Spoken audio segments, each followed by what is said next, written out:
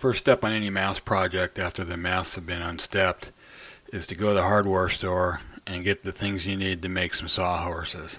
So that's what I did. Ran down to the local hardware store and lumber yard. Got enough to make 3 sawhorses so we can set the main mast up on them. I got the yard to help that process out by bringing the crane over and lifting them up onto the sawhorses.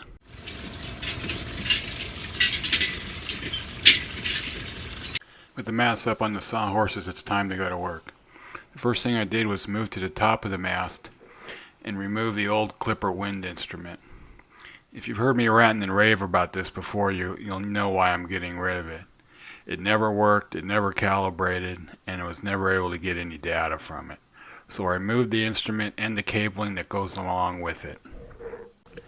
With the old wind instrument off, I then proceeded to take off the anchoring light. I wanted to clean it up and get a new lens on it. Here you can see the bulb. I ended up replacing the socket so that all the wiring would be new and ready to go. Then I started running the fish line. After a few hours of working at getting the fish line fed up through the mast, having to stop halfway up and pull it via the access from the anchor light, I managed to get my first fish line up. I used that to pull down the cabling for the new wind instrument and another line moving back the other direction so that I could then backfeed the new electrical wiring for the mast. Here you can see the new B&G wind instrument mounted, along with the light that I took into the shop, polished it all up, put the new wiring in, the new socket, and a new lens and put back on. I also left 2 additional fish lines in the mast, so if I have to run anything up and down that mast again, I've got 2 lines to do it with in the future. I'd like to take a break here at the channel from all the action and ask you, if you enjoy what you see here on the channel, go ahead and hit that subscription button. We'd really appreciate it. Also, give us a thumbs up. The positive feedback is always enjoyed. The top of the mast basically completed. I moved mid-mast where I rewired the connections for the deck and steaming light, which you see here.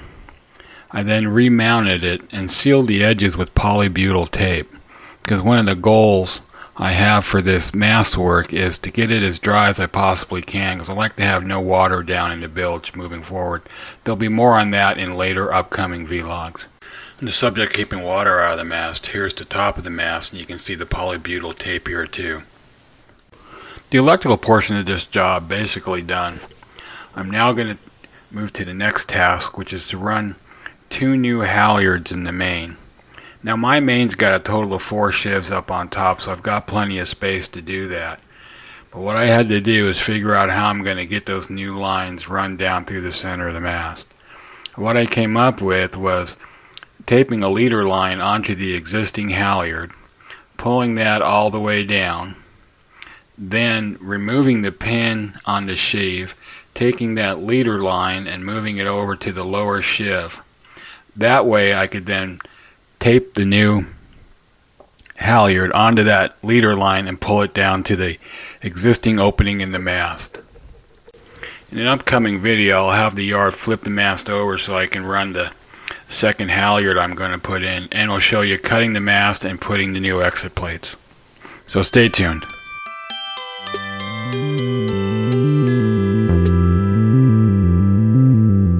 First thing I want to accomplish on the mezzanine is get my new 3G radar mounted. With that, I've got a scan strut mount that I'm going to mount onto the mast to put the radar onto. Now the kit comes with pop rivets, so that's what I went ahead and used. So here we see the scan strut mount mounted on the mast with the pop rivets. Then you mount the radar onto that, and here you can see that I've even got the safety cable hooked up to the mount and the mast. Now, as you know, I bought this off of eBay. So I didn't have a lot of options, and it turns out that the radar cable is a good 20 feet too short. Here you see it's not even anywhere close to coming out of the end of the mast. So I'm going to have to get a new cable for that, but no real big deal. I'm going to mount a wind turbine on the mezzanine. In order to do that, I need to first take and mount onto the mast my stainless steel custom made mounting mechanism for that wind turbine. So here you see it mounted. I used 1/2-inch stainless steel bolts drilled and tapped, and using much the same system as the main, I pulled through some marine grade electrical wire. I'm going to stop the action here this week. Once again, I'd like to thank everybody for stopping in. We'll be continuing to work on the mezzanine next week, where we're going to mount a lot of new electrical items. We're going to include the cell phone booster antenna, the GPS, VHS combined antenna, and a separate VHS antenna. So stop back in and see how that goes. Also, we'll be working on finishing the mounting for the wind turbine, so a lot's going to be happening. We'll see you next week, and as always, thanks for stopping in.